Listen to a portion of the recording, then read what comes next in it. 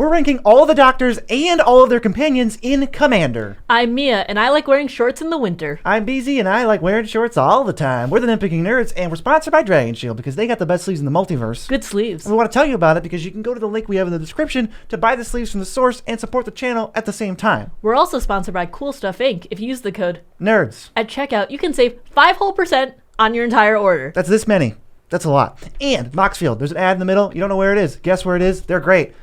Happy birthday to everyone's birthdays today, along with a special message. If you're a fan of Magic the Gathering story, friend of the channel Alper actually did a interview with K Arsenault Rivera on his channel Concepts and Legends. She did the lead Magic the Gathering story, and she wrote a bunch of other things too, so check it out in the description below. So we're doing the doctors and their companions. We're ranking them from worst to best. We already have a master list, conveniently, of every commander that's ever existed, and we're going to factor them into that list based on their rankings in power, fun, artwork, coolness, and uniqueness. It's all the categories that make a cool commander. It's not just power, but if you want power, that's the first little number. Yeah, when you're choosing a commander, you definitely want to go for design and lore and power, among other things, and so we're trying to have a well-rounded score. Yep, so first we're going to go to the worst one. Not necessarily a bad card, just the worst of these. It's Susan Foreman. She ranks 1344 overall. One in a green for a 1/1. If you would planeswalk, instead look at the top two cards of your planar deck, put one on the bottom of your planar deck and the other on top, then planeswalk.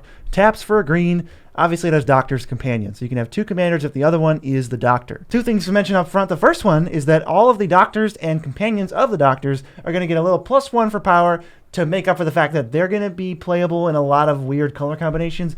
Susan Foreman is not a green card. It's green plus whatever the one or two colors of your Doctor are. Second, planeswalking, huh? Yeah, I mean, it's not going to actually come up in most commander games, which is probably why we gave it such a low score. I basically treat it like, it's good for fun. It's a little bit there, but I almost didn't factor in it at all. If you're playing Planechase, this card's awesome. If you're playing the precons together, this card's amazing.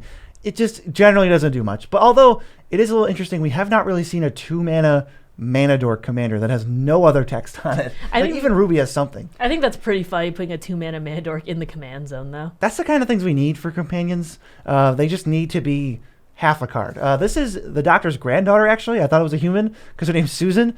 That's actually also a Time Lord name. So this is one of his first traveling companions. I think she dies because I think everyone the Doctor knows pretty much family or friends is dead. I know very little about Doctor Who, but that seems to check out. Yes, I will do what I can. I mostly watched 9 through 11. So this is way back before I was even conceived. Next is Yasmin Khan. She's ranked 1231. 3 in a red for a 3/3. Tap, exile top card of your library. Until your next end step, you may play it. Completely fair. This is the most like, hey, tap to draw a card, red card in the command zone ever. It's very fine, you know? It's nothing outstanding or remarkable. I feel like I've seen this stapled onto 10 billion other cards. Yeah, but like the 13th Doctor is going to work really well with because she's like, oh, when you cast spells, not from your hand. Obviously, the precon was these two together. Yasmin's got a lot going on. I think it's like a decent art, you know? She's a pretty cool companion. She's like a junior police officer. She had some training. She can help with trauma and traumatic events. Also, grew a little feelings for the Doctor, as we will see. That is not unique to Yasmin. Is she one of the more popular companions? Because I have heard the name Yasmin in relation to the Doctor before this. I think she's the most recent. I don't actually know how popular she was. She seems cool.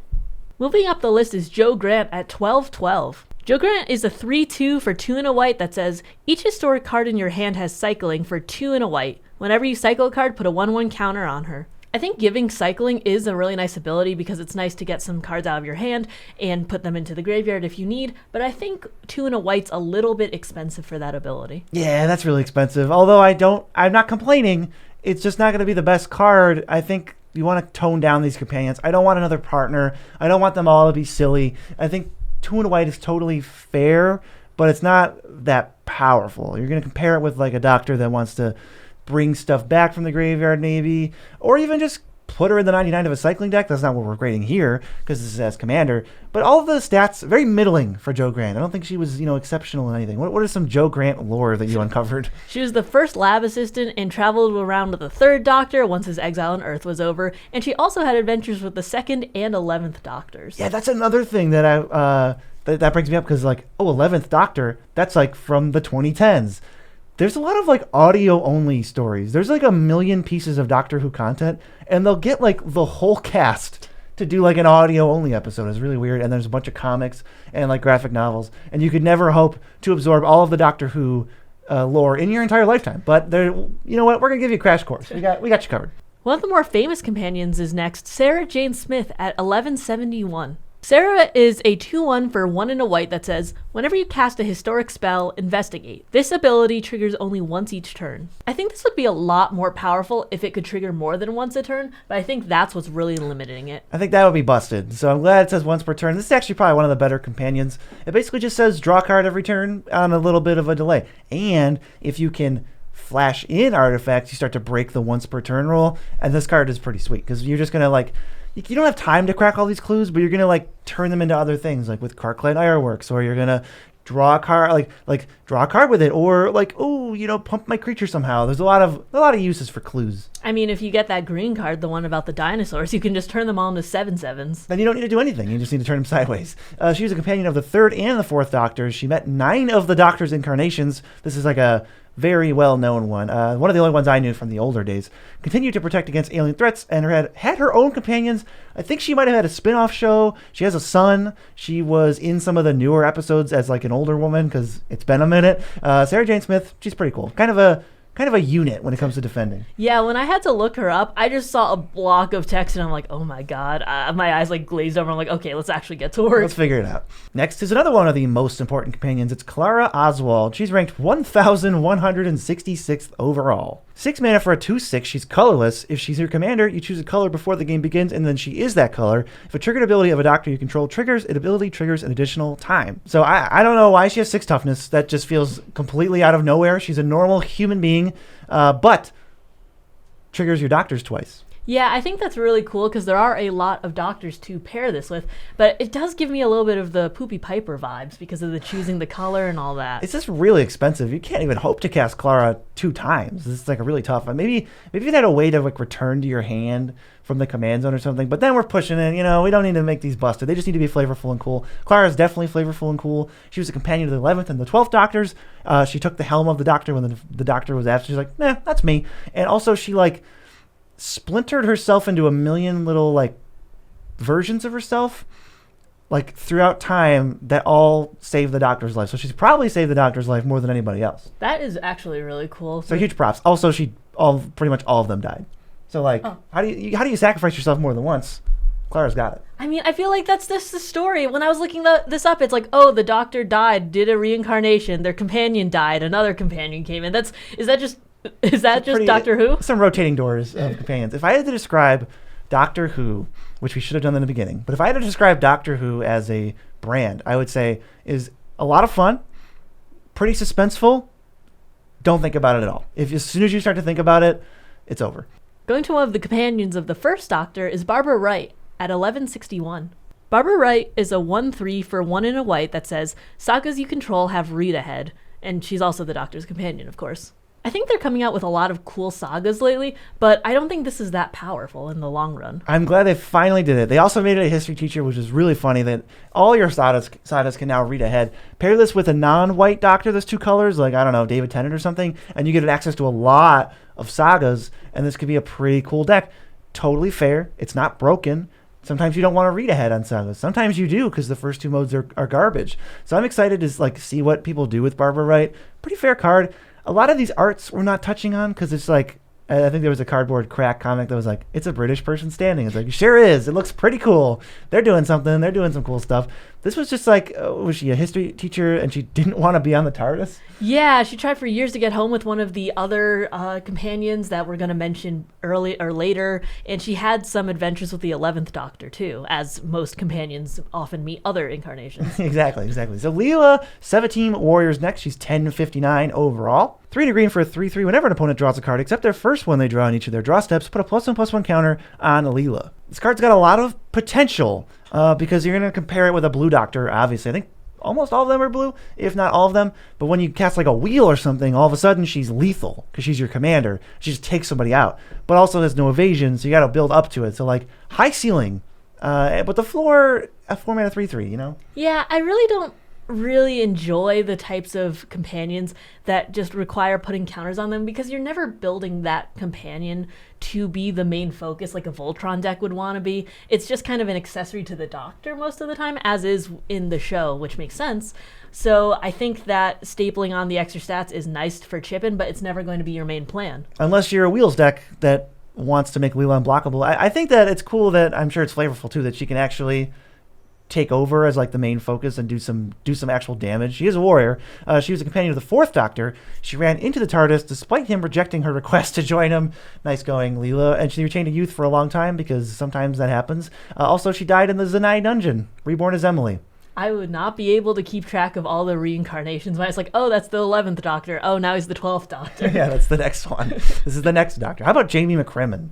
Jamie McCrimmon at 1052 is a 2/2 for 2 and a green with trample that says, whenever you cast a historic spell, he gets +X until end of turn, where X is that spell's mana value. If we're trying to do some like Voltron shenanigans and actually use commander damage as a way to get people out, I really enjoy this because it actually gives trample, so you can probably get some of that damage in. Yeah, he's going to be big. He can actually get the job done pretty well. I like that he has a super high ceiling of how much damage he can deal. It doesn't trigger once per turn. It's not one of those cop-out abilities. And he is a British person standing for sure. For sure. We got to give him that. He was a companion of the second Doctor. He had adventure with the sixth Doctor, but ultimately dead. I think he was a Highland Scot also. Yeah, I was like, he is a companion. Of course he's dead. Whoa, a lot of companions don't fare too well. Next is Dan Lewis at 1041. Dan is a 2/2 for 1 in red that says, non-creature, non-equipment artifacts you control are equipment in addition to their other types and have equipped creature gets +1/+0 and equip 1. I'm trying to think of where I would play this because I'm not sure if I'd ever really want to equip any of my other equipments that onto that creature. I'm not really sure. There's some cards that are like get +2/+0 or +2/+2 for each equipment on it. That's kind of funny. Like there's a lot of like Tago-esque shenanigans or the number of equipment you control. I like that Dan Lewis, he's fighting back. He's got the pan and he's hitting aliens with it. I think it's weird, but it is cool, especially since it does give a low equip cost and it does give power, so you can chip in. Yeah, it's just like another way to move all your permanents around in a way that it ends up benefiting you. So Dan Lewis was a companion of the 13th Doctor. He faced the Flux. You know it. You love it. The Flux. He's open. He's inquisitive. And he's interested in other people. That is something really good to have in a companion. I know some of these companions are pretty grumpy, so... They're pretty not interested in other people. Maybe Bill Potts is grumpy. Let's find out. She's ranked 1002, and she's 3 in a red for a 2/4. Whenever you cast an instant or sorcery spell that targets only Bill Potts or activate an ability that targets only Bill Potts, copy that spell or ability. You may choose new targets to copy. This ability triggers only once each turn. A lot of like unnecessary, well, it's necessary, but it's not interesting rules text. Target her with something, copy it. Great. Yeah, it has some Emodane vibes, and I think it can get pretty powerful, but it really just, you have to build your deck around it, and I think at that point the focus might be on her and not the Doctor. Yeah. She was the final companion of the 12th Doctor, Peter Capaldi, saved Earth, got converted into a Cyberman against her will, which is how that always happens, and then got saved and turned into sentient oil. Yeah, I was like researching that one. I think it's kind of like a robot, like a good robot, but... I don't know. It's hard to tell sometimes. There was a comment that said Daleks were trash cans. They were just, vicious trash cans? They're really mean trash cans. They kill people. Tegan Jovanka is 946 and is 2 and a white for a 2/2 with whenever you attack, target attacking historic creature gets +1/+1 and gains indestructible until end of turn. That's whenever you attack in general. So the turn it comes out, if you've got a big boy, a big creature you want to sneak through or punch through, just jam it in as long as it's legendary or an artifact, indestructible. I think the ability is actually going to be really powerful, especially with the Blast from the Past precon, because there's so many Doctors and so many legendary creatures in it. Yeah, this is one of the companions I like the best, and I like that they kept them all on a pretty level playing field, but this is still one of the better ones, I think. Next is probably one of the cutest companions, because it's K9 Mark 1. That's K dash the number 9. Ranked 938. Blue for a 1/1. Negative, as long as K9 Mark 1 is untapped, other legendary creatures you control have ward 1, and affirmative, 1 in a blue, tap it, target legendary creature can't be blocked this turn. I think K9, this little buddy, is actually probably deceptively one of the best companions. It comes down turn 1 every single game, and then it just has a bunch of like other words. You have another commander which is going to have ward 1, and then you can make it unblockable for like no resources. I think the unblockable is really good, and this can slot in a lot of decks that run it even though it isn't a companion in all of those. It can go right into the 98.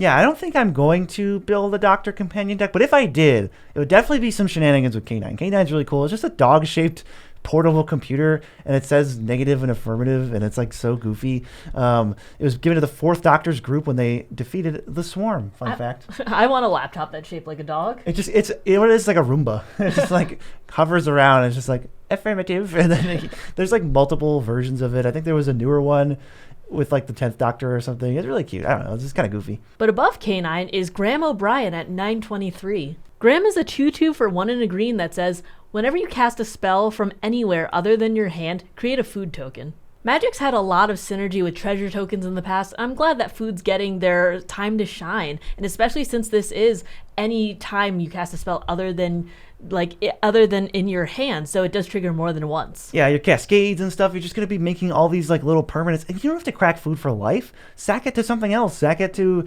any effect that like churns out a different advantage, and then all of a sudden Graham doesn't say gain 3 life for 2 mana whenever you cast a spell from other outside your hand. He says like deal damage or like create another token. It's pretty sweet.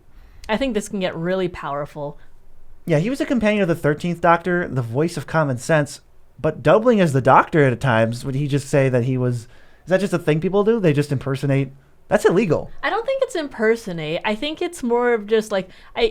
maybe it's him, maybe it's someone else. I remember one of the Doctor's companions would double as the Doctor when the Doctor was like absent, but then one of the male companions only did it when like women weren't respected in the time period they were going to. I think it was Graham, but I'm not positive. All right, Graham. Well, we'll give you props anyway. Let's go to Nardole, Resourceful Cyborg, ranking at 842. 1 and a blue for a 1/2. Taps to add a blue for each counter on it, but spend this mana only to cast non-creature spells, and it has Undying. This is like a really decent effect. You start putting counters on it, even if you just sacrifice it, it already has 1 counter, and then you just start casting non-creature spells. That is not a hard bar to clear. Yeah, especially since there are not a lot of mana dorks that really care about like the is it spell slingers and stuff. I think this is a really nice addition to the commander format, especially since it does have Undying. When it comes back, you'll immediately get that 1 power like plus in the mana. Yeah, blue-green counters, pretty easy thing to do with Doctors, and this is like a good outlet to put them on guaranteed every single game. That is nice to have. So this might even end up playing a little bit better than a 5. Maybe the same is true of Graham and K9. We'll have to see. We're starting them out pretty reasonable, though. This was a companion of the 12th Doctor, instructed by Riversong, who we'll get to save the Doctor from executing Missy, who we'll get to in the next version of this ranking set. There are so many people in Doctor Who. I'm not sure if I can keep everyone straight. I'm just doing my best. We can't, because it's ranged from 1963. Can't even attempt that. We can do our best. Another member of the I Didn't Want to Be Here team is Ian Chesterton at 834. Ian is a 2/3 for 2 and a white that says, each saga spell you cast has Replicate. The Replicate cost is equal to its mana cost. I think if you have a way to get a lot of mana, if you pair this with some green in it, this can get really powerful, and you can start churning out sagas left and right. There's a few really good ones, like the Elspeth Conquers Death and stuff, and I think there's a lot of value to be had with this companion. I'm interested in like the 1 and 2 mana ones that I just start paying like 8, just make 8 of them and just see what happens. It's like, that's pretty cool. I almost wish these 2 history teachers and the science teacher would partner up, but that's okay. He's a science teacher? Yeah. Is that right? Yeah, okay, yeah. Ian Chesterton, pretty cool card overall. I think this is one of the more like, we're finally starting to see a fun score. It's like pretty high. This is goofy. This is really out there, and it's definitely unique too. As I mentioned earlier in the I Didn't Want to Be Here team, he was a companion of the First Doctor, and he unwillingly joined the First Doctor with Barbara and tried to return home for years. He had adventures also with the 5th and 11th Doctors, as most companions have adventures with others. I would think that it would overlap some more, so I'm glad they're doing that, because the Doctor time travels, so I could have an adventure with every incarnation of the Doctor in a day. You know, and for them, it's 12 different days. So I thought they would go back to their friends a little bit more. But there are, like, different people when they regenerate, so they don't have the same interests, or they want to keep people safe, something like that. Yeah, I was never able to tell, like, what stayed the same in the Doctor and what kind of, like, changed, because I haven't seen that much of it. I've seen one episode. You're about to break a core rule, which is don't think about it. Don't think about anything. Martha Jones is 821. 2 to blue for a 3/2. When she enters the battlefield, investigate. Whenever you sacrifice a clue, she and up to 1 other target creature can't be blocked this turn. So Martha's one of my favorite companions because it's one of the ones I know. She has a decent ability. You can make her unblockable and something else, and you're obviously going to be investigating all over the place in whatever deck you build. I mean, it's so easy to get artifacts nowadays with tokens of food or clues or treasures that it's going to be easy to proc that ability. And this doesn't have the once per turn thing, so if you just sacrifice 3 clues, all of a sudden Martha and 3 other creatures are not being able to block. This is like a win condition. Yeah, you can make your entire field unblockable if you really want, and that's really powerful. Yeah, Martha was a companion of the 10th Doctor. She stopped traveling with him due to her unrequited love for him. Bummer. He was still getting over Rose Tyler and the stress of the year that never was. And also she had other adventures with and without him. She, I think, ended up with Mickey, who didn't get a card. It was like Rose's, who we'll get to's ex-boyfriend.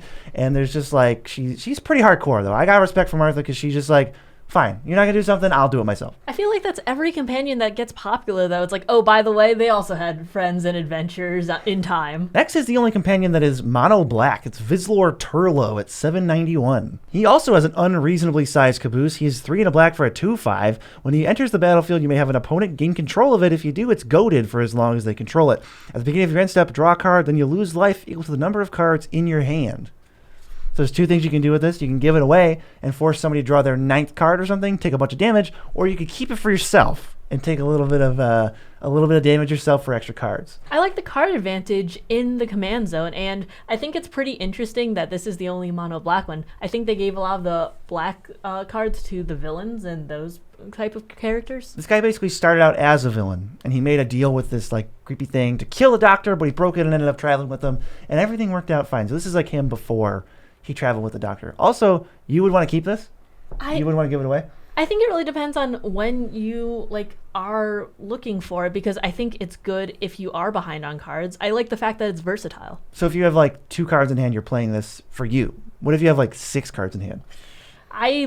It really depends on the 6 cards in hand. If I'm going to slap down a bunch in one single turn, I might keep it for myself. But if I am going, it's slow and steady, and I do have some card draw in my hand, I might give it away. Yeah, kind of some cool Xancha vibes, and it's giving away resources, but they have to pay a cost, which is cool. Next is who? Nissa Traken at 768. Nissa is a 3/4 for 3 and a blue that says you have no maximum hand size. Whenever she attacks, you sacrifice X artifacts. When you sack 1 or more artifacts this way, tap up to X target creatures and you draw X cards. I think this is just so much upside. You're tapping people's creatures so they can't use their effects or they can't attack you. You're drawing a lot of cards, and it is easy to make those tokens. Yeah, this is sheesh. This is probably stronger than whatever Doctor you're playing. This is a really good card. K9 maybe has some competition as one of my favorite companions. She was a companion of the 4th and the 5th Doctors. She helped cure Lazar's disease. Is that Lazarus-esque? Helped those harmed in the Time War, and then rejoined the Doctor. So she's got it all figured out. I don't even think she's dead. I think she gets away and lives happy. Forever? Probably not. Probably not. But that's what I think. Okay, I feel let me know if I'm wrong. Is the deal with Doctor Who everyone just lives happily ever after, minus the people that die? Well, a lot of people die. Okay. A ton of people die. All the time.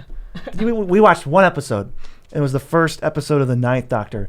And then, for no reason, this guy who's this cute little, Doctor Who, connoisseur just gets shot in front of his family. Yeah, I mean... That's more of what happens to people. Okay, I mean, I don't really like the campy themes usually, so it wasn't a show that I'd watch, but it really seems a lot of these oh, hey, they settled down, and then they joined the Doctor, and then they died.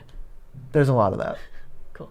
I think Martha didn't die. She's she's very military. Okay. She defends against alien threats. Oh, okay, so they either do something in space or they die.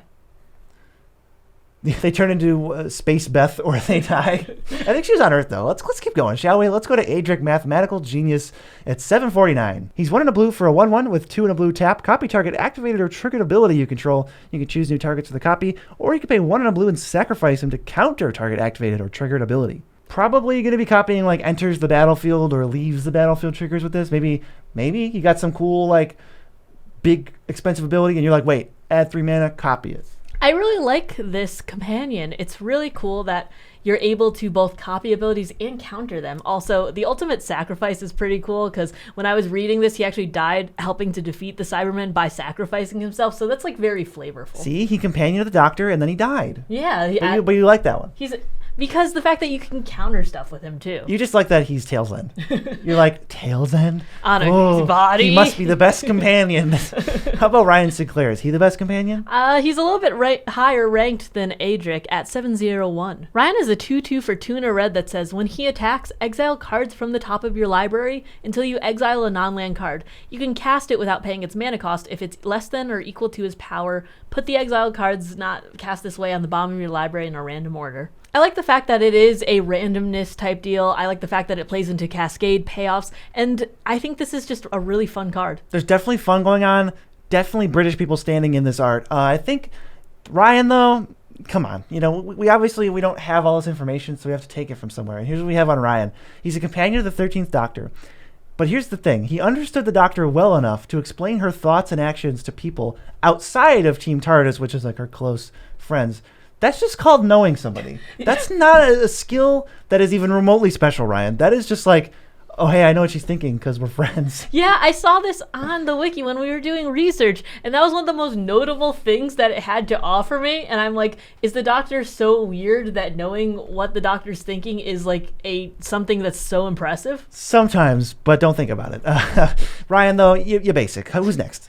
Next is Romana 2 at 689. Romana 2, or the second, is a 3/3 for 3 and a white with Vigilance, and if you pay 1 and tap her, you create a tap token that's a copy of target token that entered the battlefield this turn. That's a lot of stipulations to staple on to a tap ability for a creature, but I think it can be really powerful, especially if you are creating lots of tokens. Yeah, you make the setup for the tokens before you play her, then you play her, now you have all the ingredients, and you make big giant token or some impressive token that you can't make all the time, then make another one. I wish I could see her in the Brutaclad deck, but she is white, unfortunately. Yeah, she's not going to be... You know, you could put Brutaclad in as with an Is It Doctor and then play Secret Commander if you really feel like it. That could be cool. Or like, now I'm thinking about all these companions, for some reason, make me think Sagas, Food, Clue, Treasures. That's like kind of all they do. Or unblockability somehow.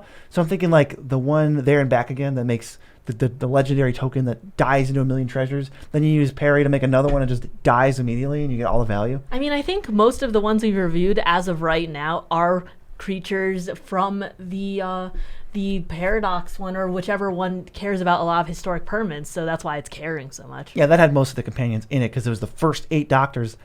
We haven't gotten to a Doctor yet because they're all pretty cool, so they have like an edge on all the companions, but we'll get there. So we're going to move on to Perry Brown at 677. We're moving up the ranks. 3 and white for a 2/3. The first historic spell you cast each turn has Convoke. This card could be good, but there's the main glaring issue with it is that you can never do anything with it right away because she's your first historic spell, so you can't get like immediate value. But once you get like Shimmermere and Urza's Battlethopter Liberator, then you're in business. Giving artifacts and stuff flash is going to be really nasty with this. I'm excited to see what it can do, and I think it's not too powerful or it's kind of unassuming at least, in the way where people won't use targeted removal on it, so it could stick around for a while. Then you realize, oh shoot, like this white mana dork just ramped them like 5 times over the course of the game. Then you gotta kill Perry, then you just recast it, that's okay. There's some tap synergies too. It's like when this creature becomes tapped, XYZ, and she could play into that. Some of the Doctors and companions like untap creatures too. This was a companion of the 5th and the 6th Doctor, separated from the Doctor by the Time Lords. Oh, by the way, that's the race the Doctor is. They're a Time Lord, and the Doctor is not their real name. But this is advanced Doctor lore. To cover up the Ravolox conspiracy, which I won't even get into because I know it so well. I'm getting confused. Hopefully we'll get some answers when these Doctors come up, but we got one more companion. Who is it? It's Ace, Fearless Rebel at 662. Ace is a 2/2 for 3 and a green that says, whenever she attacks, you can sack an artifact. When you do, put a 1/1 counter on her, then it fights up to 1 target creature defending player controls. I mentioned earlier that I don't love putting counters on companions unless you're doing Voltron, and I think that's really hard to achieve. But I really like this because it is a removal spell, you're putting counters on a creature, and you have a way to sack artifacts when she attacks. I think that's a lot of cool things stapled onto one creature. I like the idea that, the Doctor's like doing some shenanigans. He's got a sonic screwdriver, he's making some gadgets. She's just got like a baseball bat, and she's just plowing through people and just getting it done. She was a companion of the 7th Doctor, apparently one of the most popular ones. She battled the Daleks, Cybermen, and the Master, which are like the big 3 villains of the Doctor. I'm surprised she survived then, because that's so many people. Is she actually alive? I don't know. I meant just survived all of those threats. She got to face all three of them. Not many people get to do that. But here we go. We get to the doctors. This is the second doctor. $5.99. 2 blue white for a 2/4. Players have no maximum hand size. At the beginning of your end step, each player may draw a card. Each opponent who does can't attack you or permanents you control during their next turn. So we got a little bit of group hug on our hands. Obviously, if you know this channel, we're not huge fans of that. I don't think the not attacking makes up for it, especially since it gives them the choice. So whenever it's good for them to draw, they'll take a card. Whenever it's bad for them to not attack you, they won't. I think attacking is the least guaranteed way to deal damage or kill someone anyways, considering there's so much direct damage and that sort of thing. So I think that giving a card is a really big advantage, much more than just, you don't have to attack me for a turn, But even the no max hand size is like kind of giving away advantage too. It lets them know that they can just go ham on card advantage. At the very least, this is a fun card. It'll introduce a bunch of variants, and it won't really die. You'll get to play with them a lot. This doctor was outwardly clownish and warm, and inwardly cunning and dark. Kind of messed up. We're going to just go over the personalities of each doctor to get a sense of what they're like, because their personalities change every time they regenerate. We can't possibly cover what they do in their lifetimes, because some of these doctors were around for like 900 years. There is a lot of lore in Doctor Who, and even just reading a few episode summaries is enough to fill an entire timeline. So an entire season or two seems like a lot. Like, he prevents apocalypses and catastrophic events and universe-ending events like on the daily. Isn't that every doctor though? That's what I'm saying. So I can't tell you what he did because he did everything. They all did everything. How about the 8th Doctor? The 8th Doctor at 497 is a 4/4 for 4 blue and a white. When he enters the battlefield, mill 3 cards. Once during each of your turns, you can play a historic land or cast a historic permanent spell from your graveyard. If you do, it gains. If this permanent would leave the battlefield, exile it instead of putting it anywhere else. Casting stuff from your graveyard in Azores is a really cool strategy, but I think that when it dies, it just exiles itself. I think that's a little rough. I mean, you just get an extra use out of it. I think when the 8th Doctor dies, it's a little rough because he's 6 mana. I don't know how we're going to get there. Hopefully you have a green companion, maybe Susan, to ramp you into him a little bit more. But this thing is good value. It's kind of like a Muldrotha or a Carador. You get 1 per turn. But when he dies, I'm just going to be so sad. Yeah, you're not really going to be casting him much more after that, huh? Yeah. Now, this doctor experiences a lot of human emotions and love. They're not human. Also, they have 2 hearts. I'm just going to keep saying random things. His run had lots of amnesia, parallel universes, and paradoxes, which is just like plot device, plot device, plot device. So I don't really want to watch the 8th Doctor. I don't know if I would get along with him. Yeah, I mean, I know you watched only 3 seasons of this. This seems like the soap opera Doctor. Let me know if I'm right about that. We'll go to the 11th Doctor, who I did actually watch at 434. 1 blue white for a 3/2.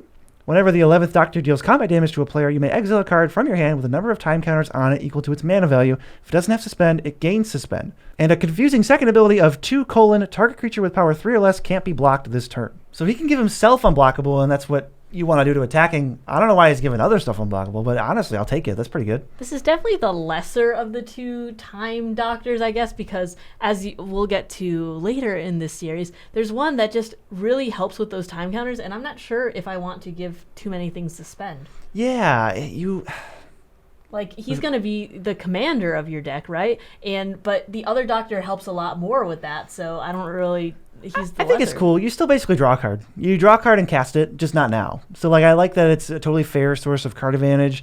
You're going to get people for sure. If you want to even use the unblockability to be aggressive, you make them unblockable, then pump them, then hit somebody. Yeah, that actually is smart. But how many times are you really hitting with the doctor? I feel like they're mostly value pieces unless I'm going to fist fight you in an alley. Well, he has to attack to do anything. So he wants to attack, and then he's like, well, if you don't have an equipment or something to put on me, I'll give you the out of paying 2 mana. This one was quirky, alien, clumsy, and also had a nice little run with Amy Pond and a little bit of Claire Oswald, and then for 900 years fought off screen on Trenzalore was the planet, I think, before getting a new regenerative cycle. Originally, I think the Doctor was only supposed to have 12, but Clara was just like, hey, can you have some more? And the Time Lords were like, sure. They just couldn't stop. I mean, what's stopping them? Does it say the Doctor dies at 12? They said he only had 12 regenerations. And they went, lol, just kidding? No, that Clara was like, can he have some more? And they were like, okay, sure.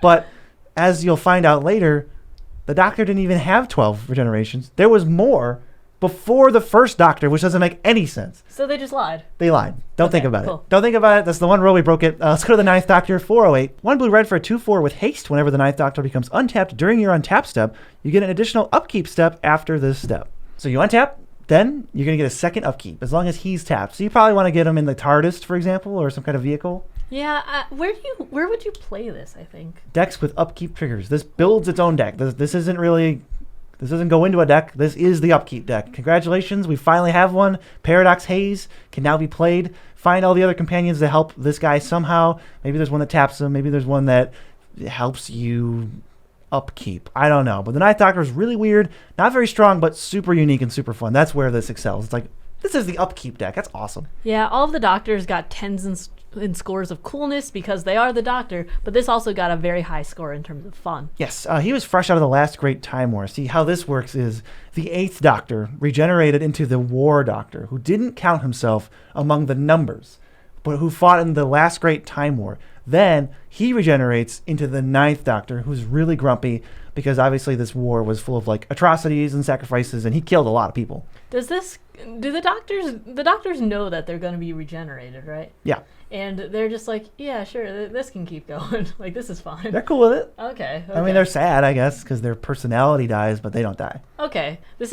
I know we're breaking the rule of don't think about it, but this is getting really confusing. There's like 10 more Doctors. Okay. Who's next? The next Doctor is the 4th Doctor at 397. The 4th Doctor is a 4/4 for 2 green and a blue that says, you may look at the top card of your library at any time. Once each turn, you may play a historic land or cast a historic spell from the top of your library. When you do, create a food token. I mean, you're stacking your deck with so many historic spells on here. You get to look at the top of your library at any point, and that's really good card information, and you're making food tokens. You're just creating so much value. Yeah, I like these tokens. It's just, it doesn't matter that they're food. They could literally just be artifacts that do nothing, and we'll still find a way to squeeze value out of them. So there's definitely a lot of potential. This Doctor was very curious and unpredictable. It was the first Doctor to meet Davros, the creator of the Daleks, who's like a really important figure. Davros has died about 87 times. Comes back every time for no reason. I read his little bio. Every time he comes back for no reason. We'll get to that more in the villains. But the Daleks are pretty cool. Also come back.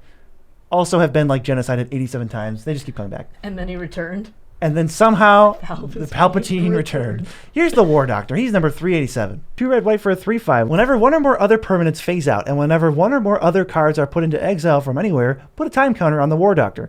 Whenever the War Doctor attacks, it deals damage to the number of time counters on it to any target. If a creature dealt damage this way would die this turn, exile it instead. So obviously super flavorful. I just explained this guy's whole deal. He's fighting in a war. He's dealing damage. He's a murderer. He's killing people. He's not a good guy in this war. He's just like, he's in a war. So I think this could be pretty cool because it is red and white, and there's a lot of like impulse draw in red, so you're gonna be putting a lot of stuff into exile, and that could play really, really well with the fact that he's dealing damage, kind of like a passionate archaeologist type deal. Yeah, I think this deck could be really cool.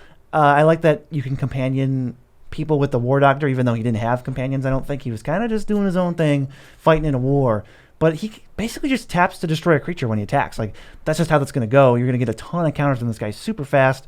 Pretty cool. But yeah, he didn't count himself into the numbered Doctors because he dishonored the name, which is kind of fair. He wasn't doing very kind, friendly things. I mean, in war, I don't think you can, but I do like the fact that this is a new take on Boros. Yes, I do like that. Let's go to another companion. Let's cleanse the palate with Amy Pond at 381. 2 and a red for a 2/2. Partner with Rory Williams, who actually isn't even in this video. He's in the next video. Whenever Amy Pond deals combat damage to a player, choose a suspended card you own and remove that many time counters from it. And that brings us to Moxfield.com, the best way to build a deck. I time traveled from the future to tell you this. I checked all the other deck building websites. They suck. They're called redacted and we don't use them. Moxfield's fast, easy, intuitive, and it helps you make the best decks possible, so get on there. So if she hits for 2, you're removing 2 time counters. That could be huge.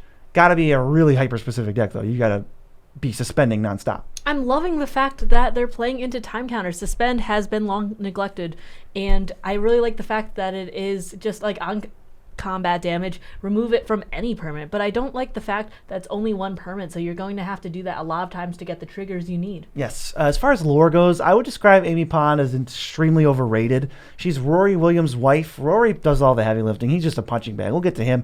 But she's a companion of the 11th Doctor, also the mother of River Song, who we meet first as River Song, and then they're like, what's Amy's daughter's name? Melody Pond. And then they translate it. It's like, River Song. It's like, okay, whatever. But Amy, the first time she like meets the doctor and she goes on this adventure with him, and then she's like, can I run away with you and like go on an adventure? And then he's like, sure, let's go have some fun. And then you like, it like pans into her room, and it's like the night before her wedding. Oh? And she's like with Rory. Yeah, she's not getting married to... Are they still having adventures? They get zapped, I think. I don't think they die, but they get zapped back in time, I think.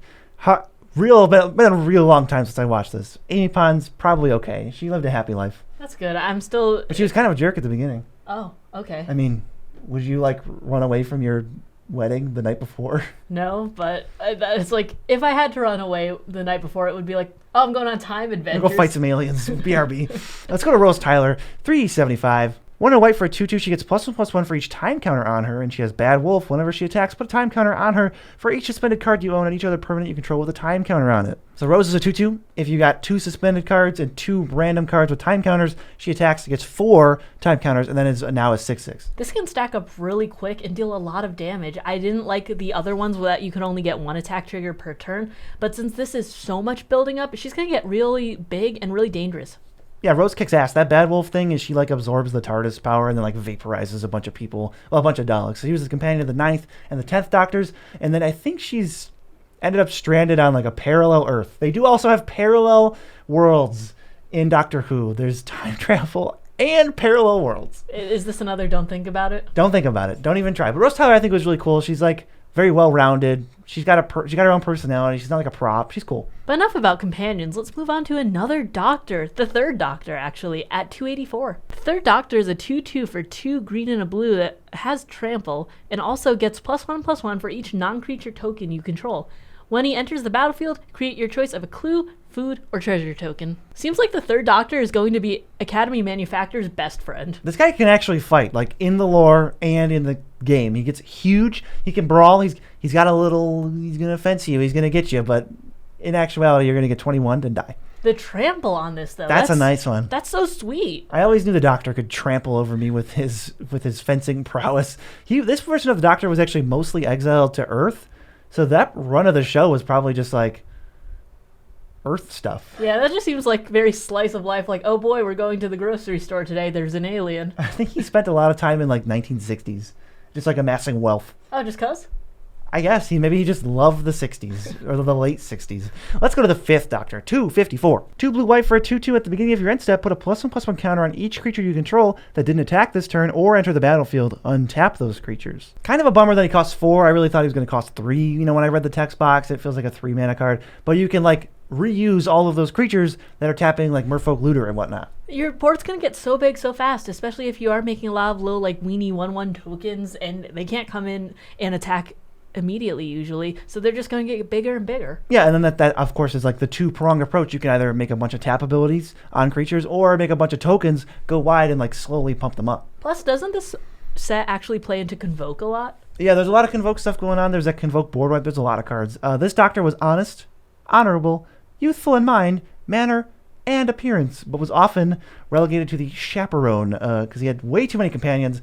That's honestly your fault. You know, when you got 3 people in a room, it's like you're just like a school teacher. You're just like showing them around. But if you got like one person, it's like, let's experience this together. That seems like me in Baldur's Gate 3 right now. I'm running around with like 10 people. Don't ask.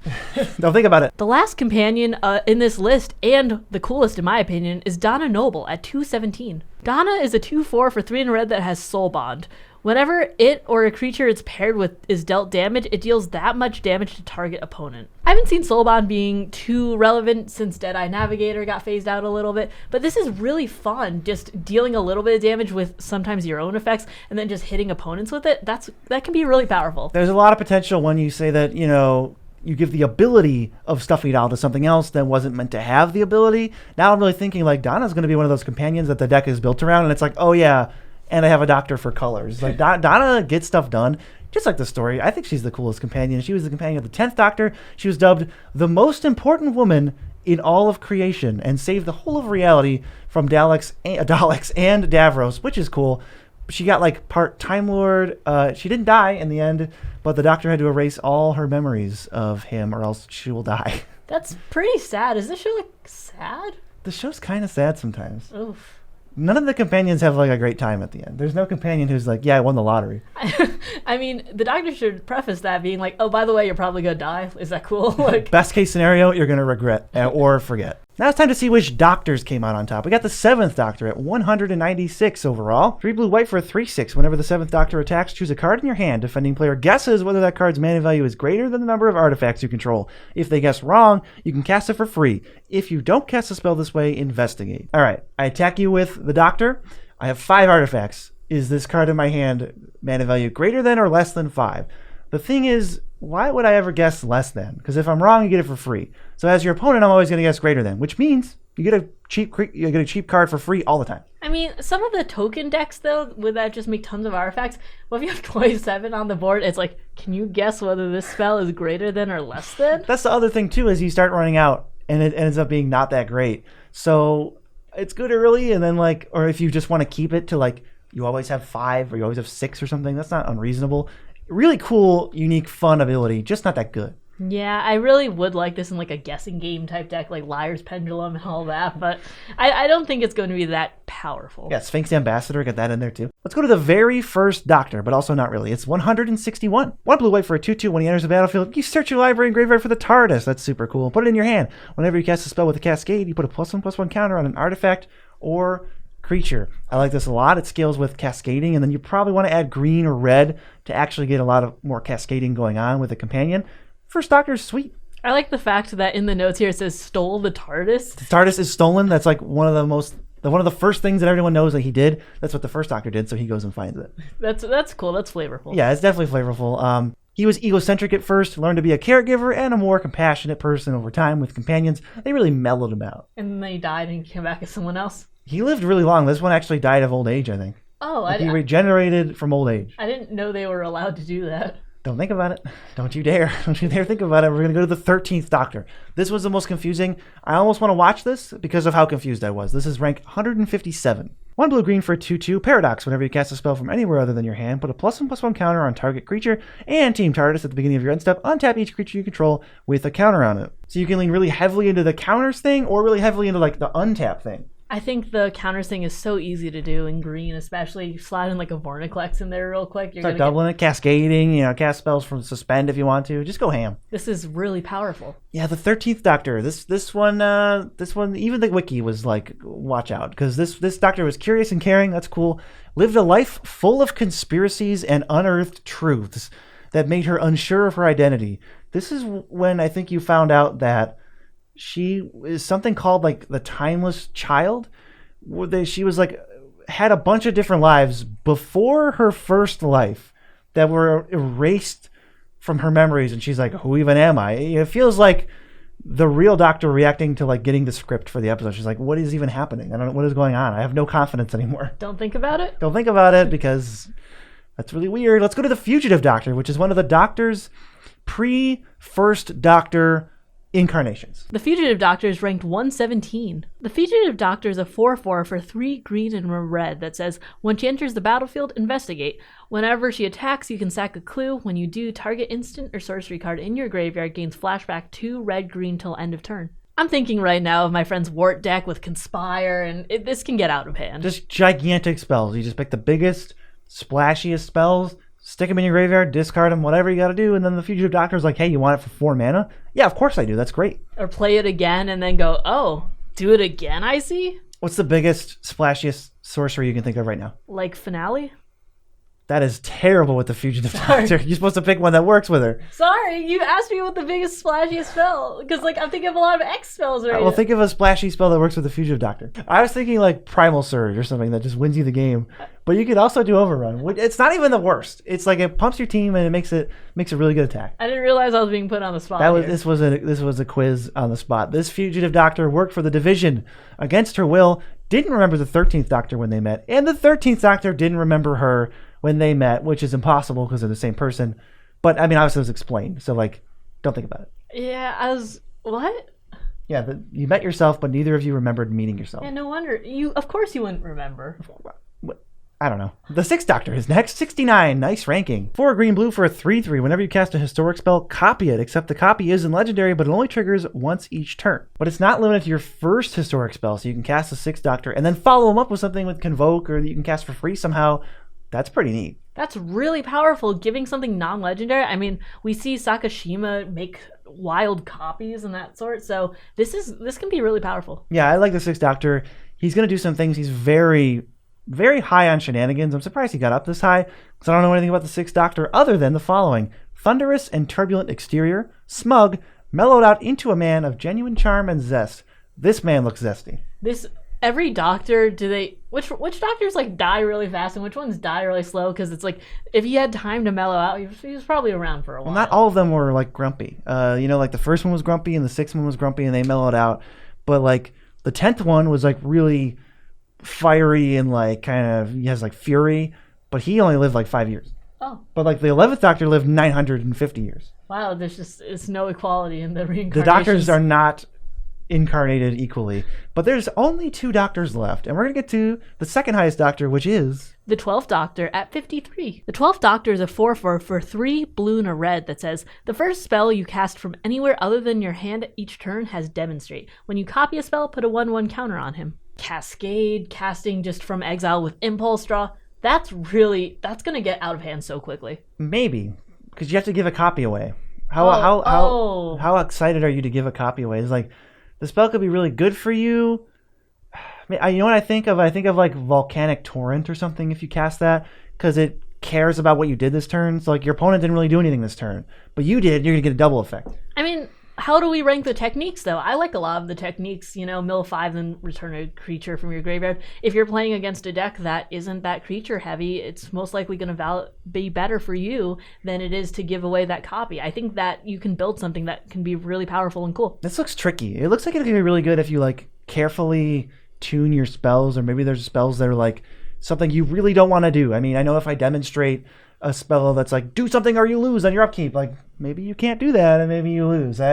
Kind of goofy, but the 12th Doctor's got a lot going on. He was initially stern and ruthless, but see, he mellowed out to be really kind and forgiving. Yeah, just really, really no quality here, huh? Dude, that art is sick. He's like playing a guitar. He's got like sunglasses on. He's super dorked. Oh, I just mean because of the next Doctor. The best one on our list is the 10th Doctor at 27. No equality, though. The 10th Doctor, or David Tennant, is a 3/5 for 3 blue and a red that says, whenever you attack, exile cards from the top of your library until you exile a non-land card. Put 3 time counters on it. If it doesn't have suspend, it gains suspend. And if you pay 7, you can time travel 3 times. You can activate it only as a sorcery, though. And with time travel, you can either add time counters, or remove time counters. Now, this is the Doctor that I was talking about that gives things suspend and is better than the other one. This is just staple onto it. You can just remove counters, put on counters if that's what your cards are really like looking for, and I think that's so cool. Yeah, the 10th Doctor's got a lot going on. This is like the time travel commander. They obviously picked this one to be like the best one. The 11th is like a little bit of a different wrinkle. It puts cards from your hand with suspend. So 10th Doctor does go infinite if you give opponents 8 cards and you have a rousing refrain to make infinite mana and get infinite time travels, which with like Rose Tyler can just kill people. Yeah, I think that do you actually think we'll see this then in more powerful metas? Doctors and companions having 2 commanders is always strong. I could see one of these breaking out to do something, or at least being like more of a boogeyman combo. 10th Doctor's really cool. I would not be mad to lose to this card. It's really fun. I really want to see more powerful builds with this, and I would love to see it play against it too. Yeah, this version of the Doctor, my favorite personally. He's outgoing, lively, but with guilt underneath, because 2 incarnations ago he was in a war. He could be viciously unforgiving and filled with fury. There are some like scenes where he just like annihilates people, and you're just like, whoa. Just cause? No, because they wronged him. Like if you if you mess with his people, he's gonna get you. Okay, it's not something weird like, oh, you stole $1 from me in the 5th grade zap. No, there was this one episode that this like family is like hunting people, and they like came after him, and he like destroys them. There's the one dude, he just like freezes in like he's just frozen, like perpetually paralyzed, and he just like puts a scarecrow over him, and he's like, you're there forever. Oh, that's like a JoJo thing. This one dude gets turned into a rock, and every day they're like, yo. Like that. Just like that. And just like that, we have a completed Doctors and Companions ranking. I hope you enjoyed it. And there's another ranking for you right here. If you're watching this soon, it's not going to be the villains. If you're watching this later, it will be the villains.